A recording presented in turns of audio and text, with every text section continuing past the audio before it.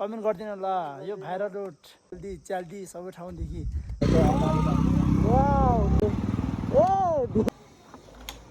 hello welcome to the back my mini blog RW rider होइन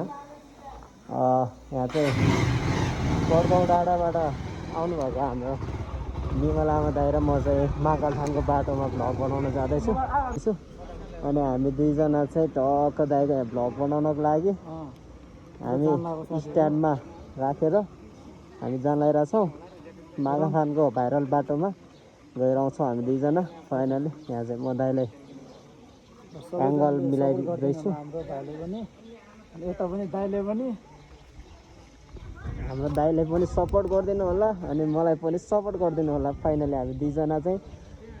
mini bagger होइन हामी दुईजना जाँदैछौँ यहाँको यो चाहिँ ढुङ्खरको बजार हो अब हामी दुईजना एकछिन यसो राइड हानेर आउँछौँ त्यो चाहिँ टिकटकमा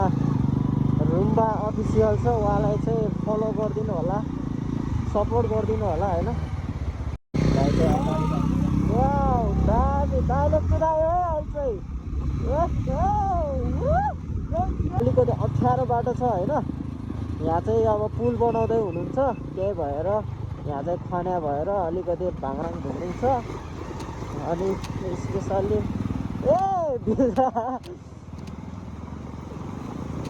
बाटो छेउमै बस्नु भएर चाहिँ झन्डै भिजेको दाइले त के हो टेन्सन पुऱ्याउनु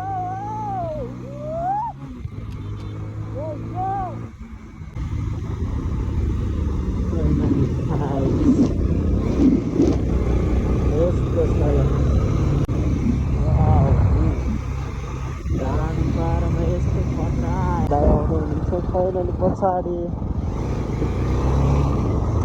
दामी छ ल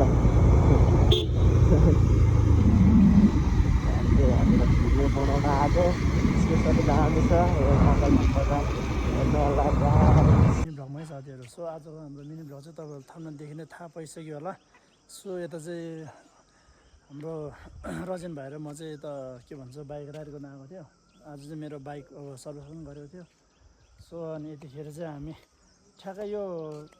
कहाँ हो अरे अहिले हामी ठ्याक्कै अहिले महाकालथानको उसमा रोडमा